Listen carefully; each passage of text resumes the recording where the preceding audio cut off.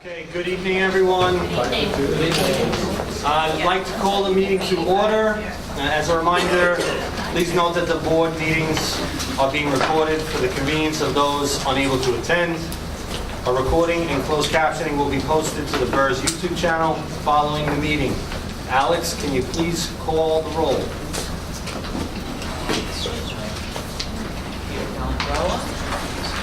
Isaac Carpignani. Okay, Janelle Chacon. Brings experience. April Chapman. Thank you. Jose Davila. Deborah Dillon. Here. Thank you.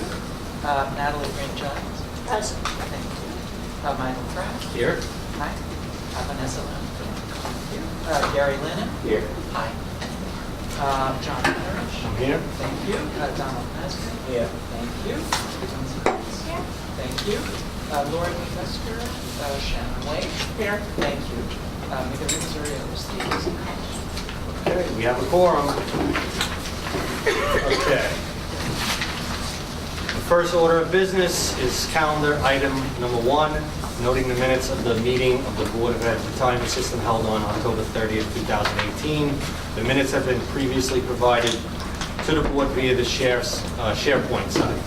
May I have a motion to consider the minutes from the October 30th board meeting? First and second, thank you. Please raise your hand if you approve the minutes. Please raise your hands if you do not approve the minutes. Any abstentions? No abstention? Okay, motion carries. First item up is the Executive Director's Update. Sandy, would you like to share any remarks with us? I have some remarks, John. Thank you. Quick update on the program January Trustee Conference, January 12th, 14th. We have 10 trustees engaged to attend. Program speakers include experts on investments, fiduciary duty, and governance. Just for anyone's interest, there's still time to sign up for this event. If you need any support to do that, please contact me. I can help with that. There is a conference in January, on January 27th through the 29th in Washington, D.C., sponsored by the BERS, National Conference of Employee. It's a well-known public employee program. I did senior moment. I apologize. This is an opportunity for us to talk to our New York congressional staff representatives and Senate staff. It's an opportunity to understand the legislative influences on public plans that are emanating from Washington. It's something that Isaac has attended. There is support for this coming from NCBERS, coming from their lobbyist programs. We have contacts to lobbyists that reach into these offices. I will be attending this. I would encourage anyone who has any interest in the governance of organizations like this and legislation that could affect us to consider attending. I can provide information about this and some access to webinar training for what will actually occur down in Washington. So please contact me if you have any interest. The Velocity Project, just to remind you, it began in August. We currently have 8 sprints of the 32 sprints underway. We are on schedule, which is a significant event. And we will provide regular quarterly updates beginning in January 2019. And one of the reasons we're waiting for that is a lot of the information you will need to get could be dramatically affected by the auto enrollment legislation, which will either be in effect on January 3rd or not. And will definitely affect velocity among other things. In the package of information you received is the nicely bound and lovely report from Mark Spaneth, our auditors. We will be receiving a in-person partners update on this report on December 19th. It would be wonderful if you reviewed it. There's information about recommendations from the auditors on our operations and some observations and changes we've made since the last audit. We encourage you to take a look at this and look forward to the partners briefing on December 19th. And then finally, wanted to talk about staffing needs. Daniel is going to take over this conversation in just a minute, but what we're about to ask for is 50 additional staff for fiscal 2019. We're about to ask for that and tell you that it won't cost us any money. We can recast money in the current budget for this project. We have significantly improved and continue to improve our ability to track the statistics of our operations and measure the operating performance of our people and our operations. We now have 6 months of data for some of our departments, and we continue to roll out this work tracking technology. And, you know, mixed into this staffing challenge, which Daniel will talk about, is our other challenge, which is space. For anyone who has visited lately, we are crowding people out of our space. We are making it uncomfortable for members who visit us. We are making it uncomfortable for staff who are getting crammed into space. Just to give you an idea, when we originally considered revamping the 16th floor, we were 78 seats. We currently have 119 people in that space. And we think we can wedge another 10 in, but no one's going to be happy. So, Daniel, with that in mind, please, why don't you deliver us the statistics? Sure, thanks, Randy. So last month, we shared with you all the backlogs, various data on where we stand. There are many areas in BERS that have backlogs. To my analysis, the estimate is another 47 FTE equivalents to handle all of this.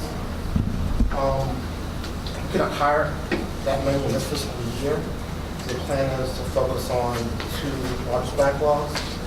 The first one is in SCP, Search Spec Purchase. What that is, this is in your on your package right here, the first one. So what that is a member wanting to buy back the previous service in BERS. So the longer it takes BERS to do the calculation, the more they're paying interest. So I showed you an example on the sheet that this member paid extra $24 because of BERS delay. It's no fault of their own. The backlog right now for this is 18 months. We'd like to hire 8 more people for this area. The backlog will be reduced to 7 months FA with this increase of staff. Any questions on that? So we've talked before about the capacity that you guys have, and I know that I missed our last meeting. So thank you for this. What are we doing with regard to the current staff? And how are we navigating that? How can we tell, why do we need these people? So we've added people to the SCP possibly unit. So it is a very technical and detailed process. We just need more manpower in this area. I think I shared with the board previously the increase in membership BERS had. And because the vast majority of our members are not committed to join BERS, they all pretty much have SCPs when they enroll in BERS. So with increased membership, increased SCPs. The backlog grew initially because we pulled staff off for CPNS. So we've added staff back in, but to get this down, we need additional staff. I'm very confident that the folks we have in that area right now are productive. From the data we're seeing, this is not a issue with staff activity. They are efficient in it.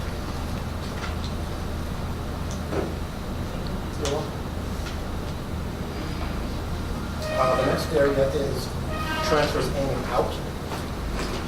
This backlog is 26 months right now. So I gave 2 examples here on how this affects members. The first member was transferred in from Neisler's, and they came into BERS at Tier 6, but because they were Tier 4 Neisler's, once they transferred in, they'd be Tier 4 than BERS. And so they paid a different contribution with them. In this member's case, she paid 0% continuing service. So this member has paid BERS an extra $12,000 more than she would have to because we weren't able to process that in time. She got the money back, but every paycheck she didn't hit that deduction out of BERS. The next example is a member that's waiting for a refund, and the refund amount is $30,000. And they haven't gotten that because we just can't get to it because of the backlog. So asking for 7 FTEs balance for this. Yes. Dan, this 12,000 overpayment by the member, how long was that over the course of time? I don't have that data here, Okay. but transfers in can take anywhere from 6 to 12 months. So the member paid for 6 to 12 months approximately into a pension if they should have, and then waited to get that refund. Yeah, and then it goes to the refund pool in itself. So, Just out of curiosity, these, the reduced backlogs are the goals you want to achieve. yep. Is that the end goal, or do you want to reduce the backlog? I like to be no backlog in the long run. The long run. The long-term plan is this much more proactive, is when a member joins BERS, they would get their S calculation at that point. Okay. So they would know, here you're a new member, you worked 3 years previously, it's $3,000 if you pay today, that by them. If you wait 2 years, it'll cost $5,000. We can give them that upfront so they know. But we can't get there on this first. So going forward, much more practice, what we want to do, we got to get rid of this first. With an additional 15, what does that look like? I think we alluded to it already in terms of capacity. And we talked about we were originally as an option. What does that mean for adding 15 bodies? So we can't right now. We are working on multiple options. We're cleaning up some basement space at 65 Court Street. Would hate to put people down there, but that is an option for us. By January, we'll have cleared out a fairly large area of old documents that have been digitized for years, and we do not need, we can put conference room space, space for the Velocity team. No one would be very happy down there, but, you know. You know, we have 10 spots right now we've created, but literally they're at tables like this. There's a chair and a computer, so it's not very comfortable for staff. It's not optimal. If Other I options. We need to move. if I can we interject, I went to BERS recently. And the first thing that struck me when I got off the elevator were the chairs in the hallway that members were sitting in. I just want y'all to take that in. Members were sitting in the hallway in And these that's the only chairs. space for them currently. When we originally built out the floor, we had members waiting area inside. And by adding staff capacity, we moved those folks to the elevator hall, and it's not optimal. So is there a plan, like a 3-month plan, 6-month plan on how to relocate? and- Yeah, so we began this process by looking at a WeWork facility at the Navy Yard. We got legal advice that we can't just do that. We have to do an RFP procurement. We went through the RFP. We're currently in contract negotiations with Cushman Wakefield, who won the competitive bid on that procurement. Based on my personal conversations with them, I think we'll have new space somewhere between beginning of March and December next year. And the variables get Yeah. crazy, right? Negotiating contracts, lease improvements, fitting out space, getting technology, getting in connectivity, so I can't, I can tell you that I believe there's a 20% chance that we can move in March. I believe a 50% chance we can move by mid-year, 95% chance we'd be there in new space by December. And by the way, our plan is not to completely abandon 65 Court. Our plan is to have a permanent membership services component at 16th floor on 65 Court, give up half the space back to the DOE, and we don't want to complicate the lives of our members so badly that they have to go a new space, a new spot for membership services. We'd like to preserve that space. But, there are a lot of variables that we can't control. We will just keep pounding away at them as hard as we can. I'm sorry. That's not acceptable. We cannot have members in the hallway. I was just at TRS. And when I went to TRS, who was going through construction, I was greeted and ushered to a lovely waiting space. I'm sure if we took a gander over to the pensions of the firemen and the police, they're not in the hallways either.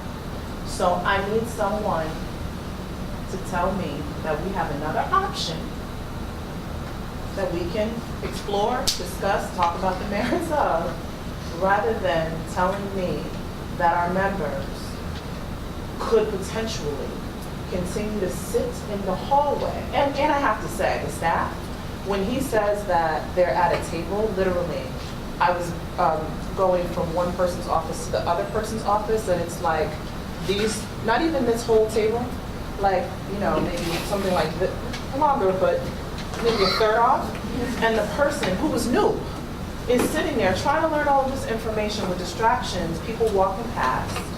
It's not comfortable. People's private information. What are our other options? There has to be another option. Well, okay, so we have gone through the procurement process. We will finalize our negotiation with Cushman Wakefield. It is always possible that we can move forward with the Navy Yard WeWork facility. It is hard for me to predict how that will work, because when we originally opened conversations with WeWork, they were saying December, they're now saying March, and they're now saying that they are not going to hold it for us, right? So it's, You just look at the procurement process. and now yes, so don't we have to we have. No, we didn't. Right. There was no procurement process for that. Forward. That was some preliminary conversations. Okay. That's not something that went through the process. Okay. Right. So look, this is mixed up in the law department for New York City and our procurement process. I would have to tell you that I think what we need to do is get the contract agreement with Cushman Wakefield behind us in the next week or two, see some space and make some rapid decisions about what we do. You know, we are told that there are pre-built out spaces available to us. You know, WeWork is an option that we can take. We've excluded that option from the contract with Cushman and Wakefield. Should we go there, so we won't have to pay their commission if we go to WeWork? We have to follow a process just to make sure we don't stumble in front of. Especially New York the folks. option that we would have. Can I ask one question? Sir? So, how many bodies, how many employees can we get into the Navy Yard? Do we know about approximately 40? Yeah, it's It's significant room pass. for this. So, It's a brand new building. all right, so if BERS can rent space in the Navy Yard, you could take employees that are currently at 65 Court Street, 16th floor, and move them to that space, correct? Correct. Which would free up space for members coming to visit, Yeah, correct? That's That's what the we plan. That's the plan? Yeah. Yeah, Okay. and So, ease back into How the do way we we make had that it. happen though before next? Well, it can't happen before the building's ready, and we're told that the building will be ready early March. Okay, we're talking March now. Right. But that's 20, you said, Sandy, you think that's 20%. You think it's more 50% mid-year, and you think that it would be more realistic December. I'm So- just saying that no. December is not, that's not, I don't want to talk about December anymore. You started to say something to Alex. What did you ask? When we first looked at WeWorks, we believed we had an emergency investigation to move without the RFP process. We were advised that we still should go through it, but that is an option. If we had to move, then we could bypass that process to move faster. So I wanted to explain that to the board so people were aware of what that was. So we always need to be mindful when we're entering into significant contracts of a significant size. We're spending public money and we're bound by a lot of strict rules. And you know, these aren't just there to make our lives difficult, but they're there to ensure that public money is being spent wisely, that options are being considered, and in particular with processes like these, which are not very routine, right? We're pension experts, not real estate experts, which are not very routine, that we've taken appropriate advice and we proceed. Some of the procurement formalities can sometimes be sidestepped in situations of great urgency. But that doesn't relieve us of the responsibility to execute our duty responsibly. So you only say, there's really only so much that you can say. Just to add a hopeful note, as we finalize our contract with Cushing & Wakefield, which includes not only the showing us options within the city and also helping us facilitate a move. We have 2 contracts with them.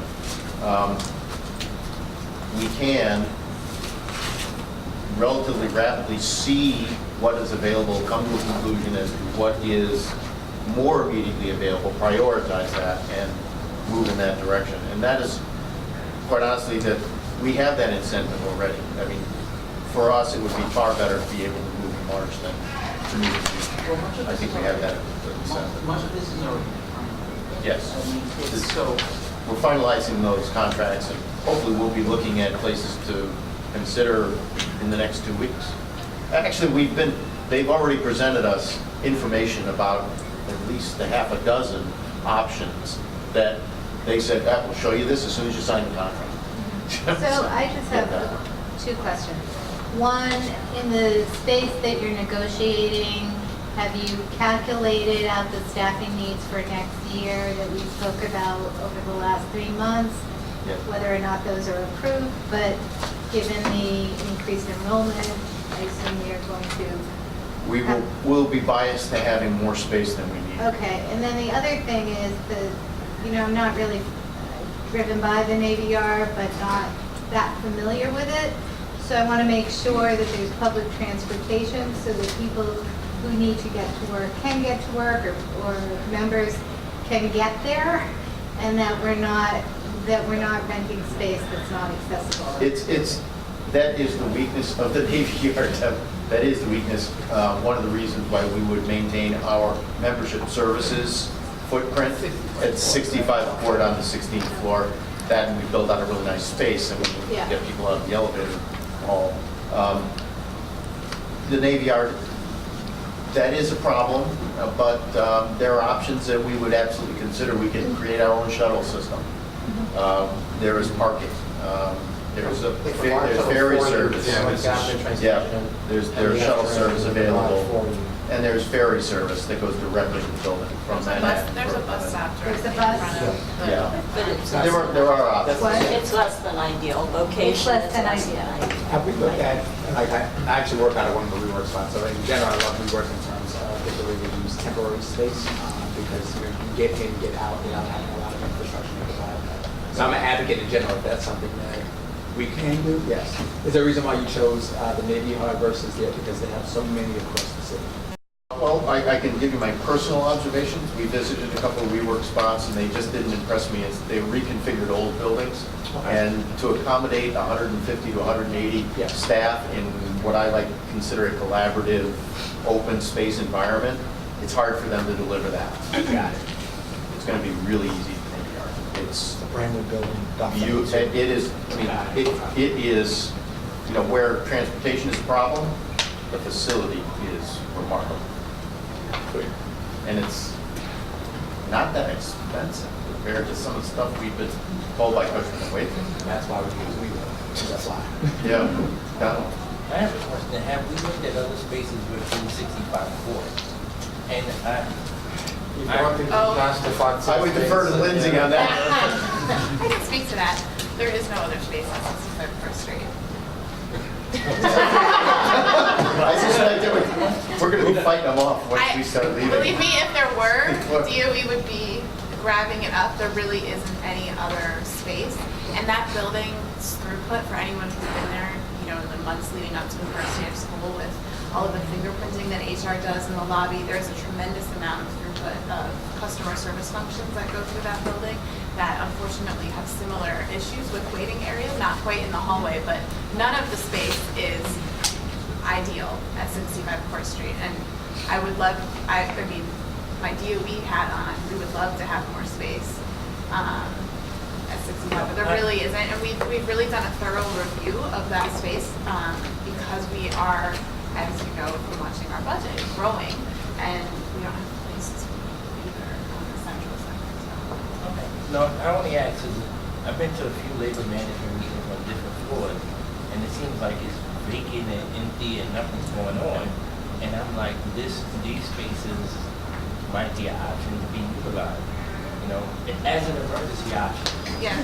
In the meantime, so we don't have members in the hallway, we can move member services to another floor. In the meantime, until we get to, especially if it's December, I'm with Shannon. If we gotta wait till December, that's crazy. It's just not an option. That's not an option. But That's a if it's- disaster option. Yeah, if there's any emergency space where we can move and members don't have to be out in the hallway. then- Well, just so you do understand, we are developing options, like we're clearing out the space in the basement that we would never put members down there, but we can put staff down there. We have in the budget an option to find external space. We work in Brooklyn is something we would consider, you know, as we deal with this, you I'm know. sorry, I'm My sorry. view is we have to have options. Sandy, I'm so sorry. I know, the options appreciate don't sound great. We can't put people in the basement. Well, it's Oh, not- like- it's not quite a basement. It is, well, it is a basement, but we have staff down there now, or DOE has staff down there. Are we already in violation Yeah. of, at 150% capacity, like what is it per square foot per employee the law? You know, are we already violating the basic I don't believe so. fire code? Yeah. Hit inspection.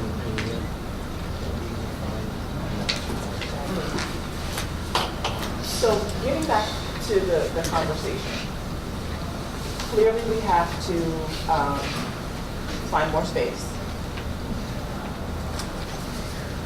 I don't know about the rest of my colleagues, but I just know for me personally, December is not an option. Honestly, for me, June is not really an option. I feel like if you're talking about negotiating stuff and you're finalizing things, and it looks like within the next 2 weeks, give or take, you all are confident that you can probably shore something up maybe by the beginning of March, I think that's reasonable. I just want us to all just think about, right?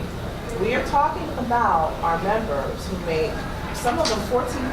I had a conversation with my principal today about how she had to cut hours for some of our school aid staff. And $14,000 an hour, a year, right? Like, that's what we're talking about here. And they're in the hallway. And we're talking about whether or not it's okay for them to sit in the hallway until June or December. I'm gonna stop, right? But I'm just gonna say that if there are options, and Alexander, I heard you, and I think we all heard you about, no one wants anything to be precarious, or, we understand that we're responsible and all of that. I just know that if we come back here next month, and y'all tell me we're still looking at June or December, that option that Daniel brought up, we're gonna have a longer conversation about it. So, For me. So, can I propose, John, that on December 19th, we will give you our update, and my expectation is that it will be, we finalized contract with Cushman, we've looked at space, and we targeted this one or two options, and these are the dates of those likely options. And, hopefully, it will eliminate the December option, dramatically reduce the probability of June, and enhance the March option. That would be my hope. And I believe there's a very good chance we include that information December 19th. If I could just alter. We'll drive towards that. We also just understand that, how the real estate market is crazy in general. So I would encourage us to think, in the event once you go through that if we're finding, because we also want to think about if you're looking to go ahead and actually purchase space, and maybe it's something that you're purchasing for a long time, right? And so sometimes it just takes long, unfortunately, to make sure. But I think it should be a two-pronged approach that we're often say, hey, if we recognize that we found the ideal space and it is the center where we can move in, that we have a temporary solution to go ahead and offer to relieve the pressure. Because I think that's the biggest thing that we're saying is we don't want you to go just buy anything elite just for the short thing, because we still need to be mindful of the work experience. What we also don't want to do, also, truth be told, is You know, because I'm for this, but I don't want to hire these 15 people and they quit 2 months now because they're Right, sitting right, here. because they're on Because top it's of each awful. other. Yeah. So just, and I'm looking forward to a two-pronged approach. Any temporary solutions to go and help lessen the pressure, if you will. Yep. To get to the rest of the business on the agenda. And we also commit to provide a resolution on the 15 heads, either by e-vote or on December 19th. So that, because just understand, it took us 5 months to hire 10. I mean, this is like, you decide to hire 15, it's not like you're going to show up tomorrow. You know, it's a lot of work. And then let me add one last thing. We received from the law department a request to approve litigation against TransDigm. We're going to talk about it in the law department. Okay, you're right, can't talk about that. But watch for an e-vote. Your audience, John, sorry. That's it? We have That's enough. about 15. All right. Okay, good. Thanks, Sandy. The next item on the evening's agenda are calendar items 2 through 17, the ordinary business of BERS. Is there a motion to consider calendar items 2 through 17 first and second? Thank you. Alex, can you please tell us about the ordinary business of BERS? Yes, the ordinary business of BERS contains all of the retirements, death benefits, and refunds that have been processed since the last time before. Thank you, Alex. We will now vote on these items. Please raise your hand if you vote to approve calendar items 2 through 17. Any opposed? Any abstentions? Motion carries. Next item up is calendar item 18, authorization to extend an agreement with Unique Computer Incorporated to provide consulting and support services to BERS. Can I have a motion to consider this item? Second. Thank you. This is an extension of an existing contract. Sandy, can you give us some background on this item? Right, so this is a negotiated acquisition special case. This is an individual that provides us services through Unique Computer, don't know the exact name. Unique Computer Incorporated. Right. We have been working with this gentleman for many years. He's former KPMG. We get his services directly now at a far lower price than we would have had to pay KPMG for his services. He is a non-resident alien. We hire him as temporary employee through an agency. We had previously budgeted $100,000 for the cost for the year. It will be $150,000. He is a key component in production of our new data analysis, tracking systems and analysis, and he's a very key component of our velocity systems development team. Very good asset, and we're getting them far cheaper than we'd have to pay KPMG. Any questions? Okay, let's vote. All those in favor? Any opposed? Any abstentions? Okay, motion carries. Next item on the agenda is calendar item 19, authorization to extend an agreement with Siebel Marco Advisors to provide investment consulting services to the Board of Ed Retirement System. Can I have a motion to consider this item? Thank you. And a second? Thank you. Sandy, can you tell us about this? This is an optional extension of our agreement with Mr. Wright, and to be quite honest, with Siegel Marco, but effectively Mr. Wright.